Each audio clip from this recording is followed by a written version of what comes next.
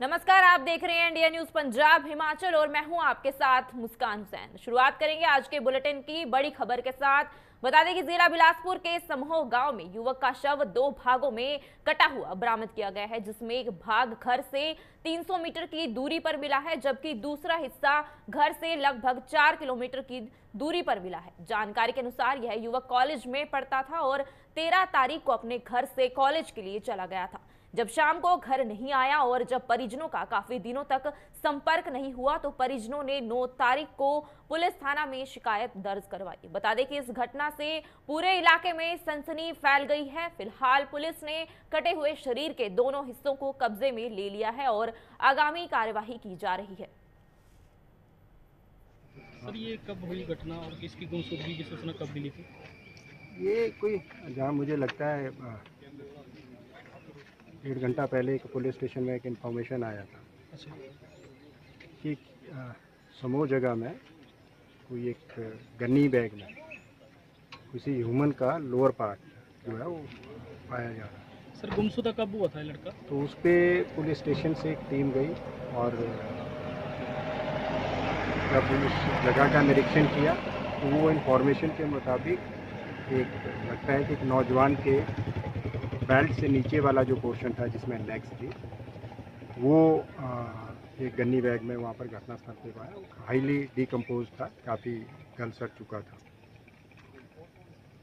इसी उस पर जब लोग वहाँ पर इकट्ठे हुए तो प्रकाश चंद समूह के ही आए और उन्होंने बाद में इसको आइडेंटिफाई किया कि ये तो उसके बेटे के, क्योंकि टांग में एक आइडेंटिफिकेशन मार्क्स था, उसकी कारण उसने ये बोला कि ये तो मेरे बेटे का। अंकित इसका नाम था और ये लड़का पॉलिटेक्निक कलोल में फाइनल ईयर का स्टूडेंट था। इस सूचना के आधे घंटे बाद एक और इंफॉर्मेशन आई कि एक और गन्नी बैग जो है यहाँ। भाजपा छोड़ कांग्रेस में शामिल हुए पंडित खीमीराम शर्मा ने अब अपना जनसंपर्क अभियान शुरू कर दिया है। इसी कड़ी में खीमीराम शर्मा बंजार विधानसभा के सैंज पहुंचे, जहां कांग्रेस कार्यकर्ताओं ने उनका जोरदार स्वागत किया, तो वहीं सैंज में कार्यकर्ताओं ने भी रैली निकालकर उनका स्वागत किया। खीमीराम शर्मा ने कांग्रेस कार्यकर्ताओं को संबोधित करते हुए कहा है कि प्रदेश से भाजपा की विदाई जल्द होने वाली है और कांग्रेस पार्टी प्रदेश में 50 सीटों से अधिक सीटें जीतेगी और बहुमत से प्रदेश में कांग्रेस की सरकार बनेगी। तो वहीं खीमीराम शर्मा ने बंजार विधानसभा क्षेत्र के कांग्रेस कार्यकर्ताओं का भी जमकर तारीफ की।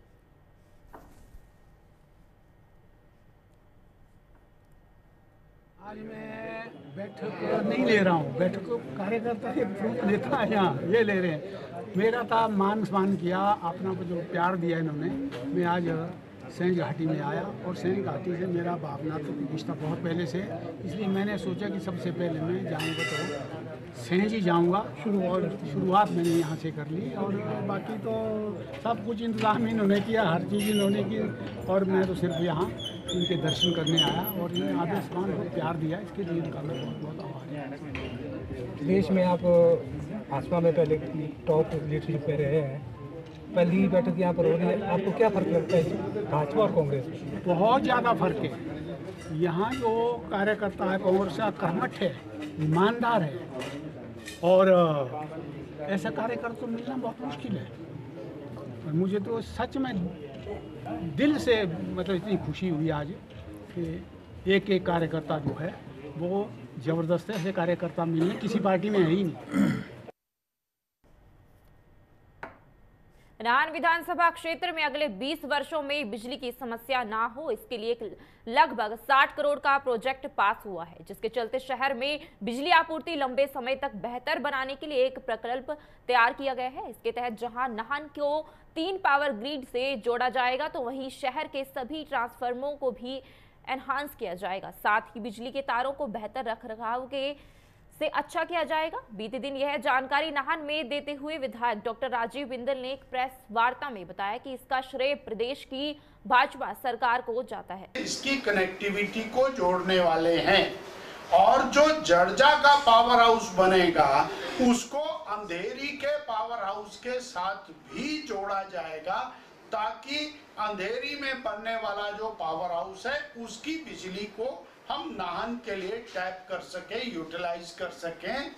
इस प्रकार ये एक बहुत बड़ा विहंगम प्रोजेक्ट नाहन के इतिहास में पहली बार लगभग 60 करोड़ रुपया हम बिजली के सुधार के ऊपर खर्च करेंगे। के लिए आने वाले भविष्य की दिशा के अंदर ये महत्वपूर्ण प्रकल्प लगभग 60 करोड़ रुपया भारतीय जनता पार्टी सरकार की देन नाहन के लिए एडिशनली ऐड करना चाहूंगा।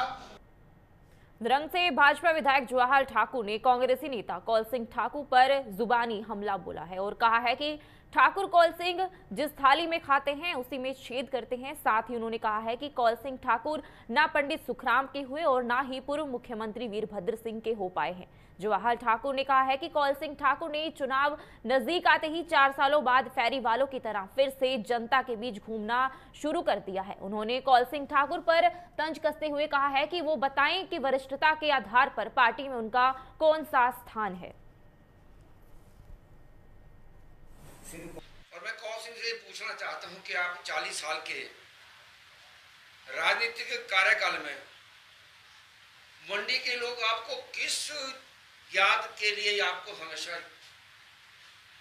याद करते रहेंगे? कौन सा ऐसा काम आपने 40 साल के अपने कार्यकाल में किया है?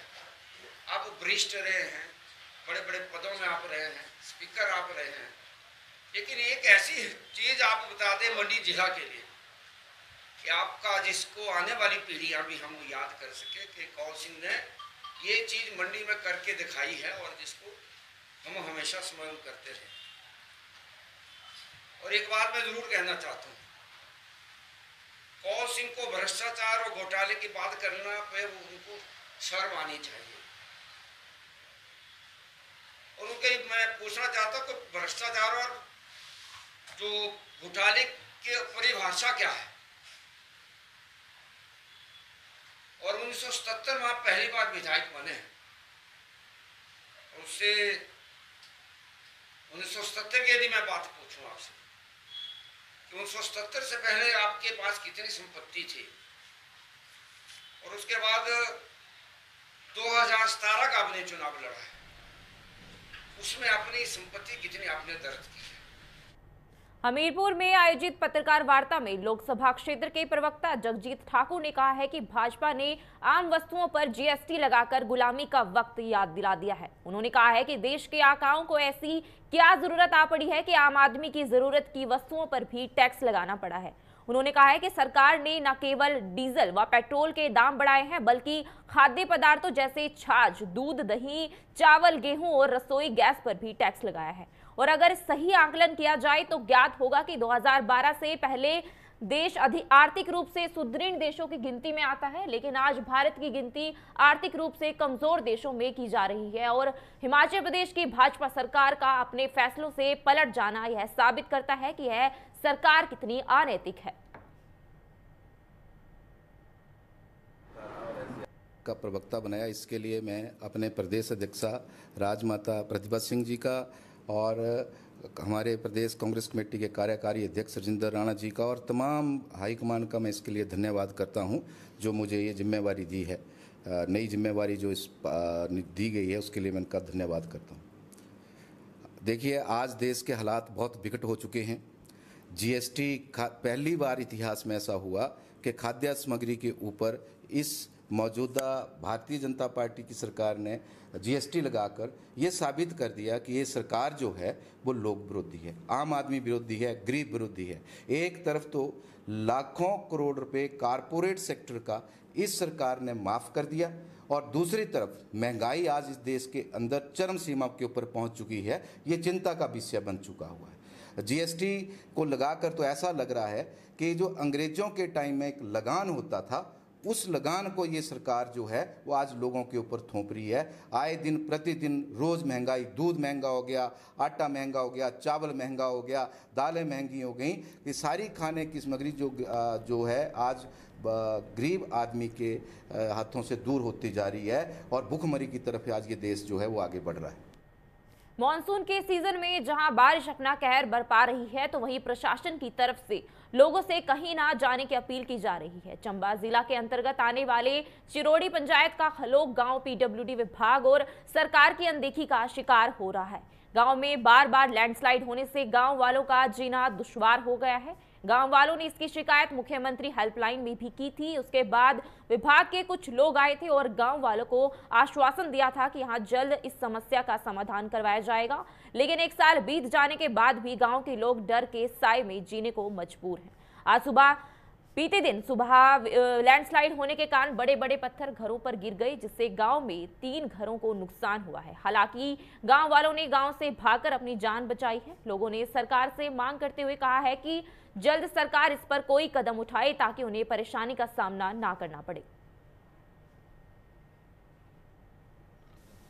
20 जुलाई 2021 को ये जो है गारा पड़ा इस गांव में।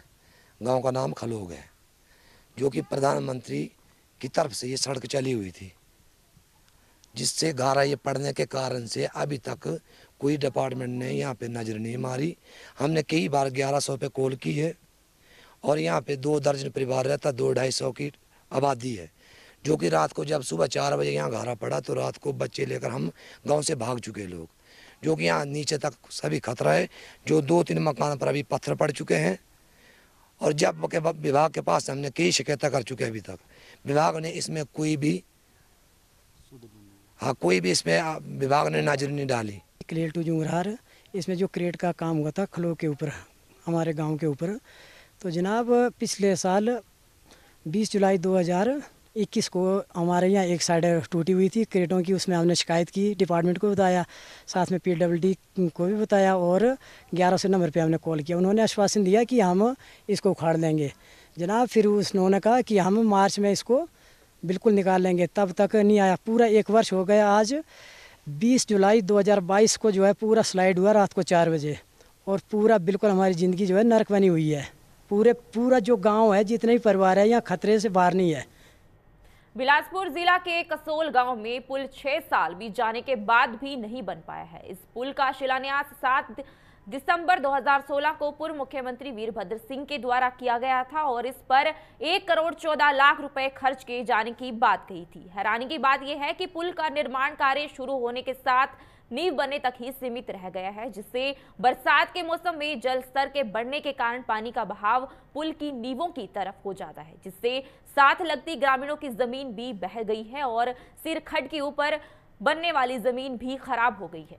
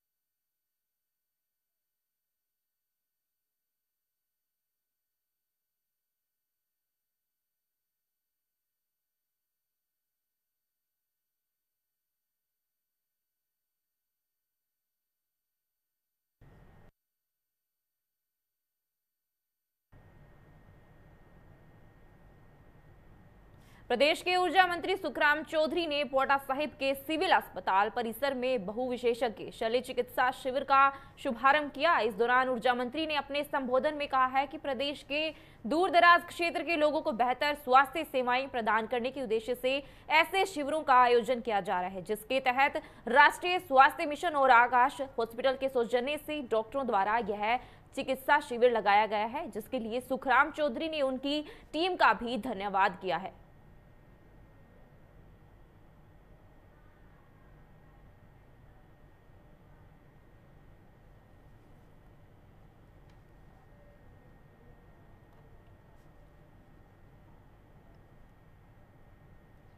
धर्मशाला के रहने वाले पेंटिंग आर्टिस्ट मुकेश थापा ने एक बार फिर से धर्मशाला को देश, प्रदेश और विदेश में अपने आर्ट के जरिए नई बुलंदियों पर पहुंचा दिया है। दरअसल इस युवा पेंटर मुकेश थापा ने अंतर्राष्ट्रीय प्रतियोगिता में भारत की ओर से पूरी दुनिया में बेहतरीन 75 फाइनलिस्ट में जगह बनाने में कामयाबी हासिल की है।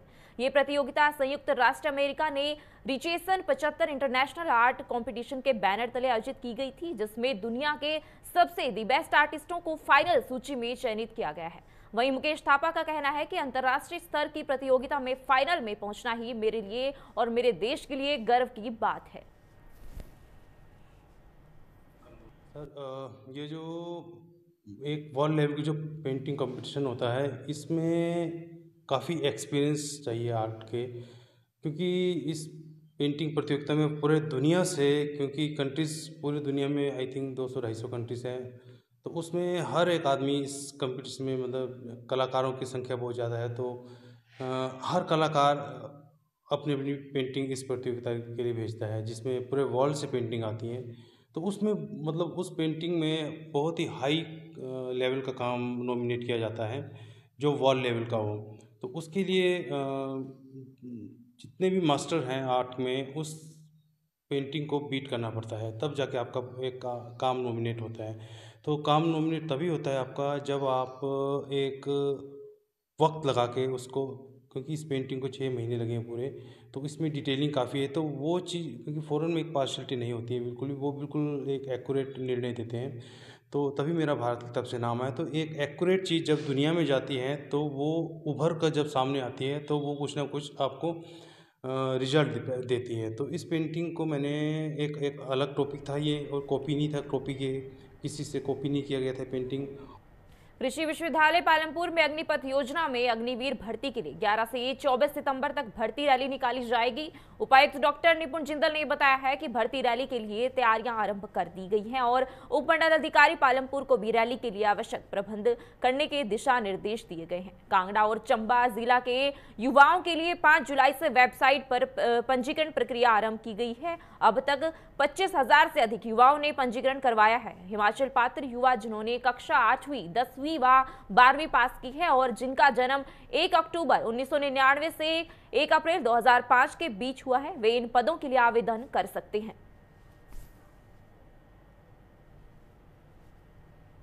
देखिए, ज़िला कांगड़ा और ज़िला चंबा के लिए जो भर्ती है वो पालमपुर के अंदर होनी निश्चित हुई है, और इसके लिए जो रिक्रूटमेंट रैली का ग्राउंड है वो हमारा जो यूनिवर्सिटी का ग्राउंड है वो रहेगा इस बार। और 11 सितंबर से ये प्रस्तावित है और 5 जुलाई से जो आवेदन है वो आर्मी द्वारा आमंत्रित किए गए हैं। और जो हमें फीडबैक आर्मी अथॉरिटी से मिला है, इस बार रिस्पांस काफ़ी ज़्यादा लोगों के अंदर देखने को मिल रहा है, और लगभग 25,000 जो लोग हैं वो इस क्षेत्र के अनुमानित हैं कि जो रिक्रूटमेंट रैली के अंदर भाग लेंगे। साथ ही साथ जो तमाम प्रकार की तैयारियां हैं, चाहे वो ज़िला प्रशासन के स्तर पर हो, आर्मी के स्तर पर हो, समन्वय हो सभी एजेंसीज़ का, उसके ऊपर जो प्रयास है वो किए जा रहे हैं। और आशा करते हैं कि इस बार जो रैली है वो एक स्मूथ जो प्रोसेस है उसके रूप में यहाँ पे जो है वो। फिलहाल के लिए बस इतना ही। तमाम खबरों के लिए देखते रहिए इंडिया न्यूज़ पंजाब हिमाचल। नमस्कार।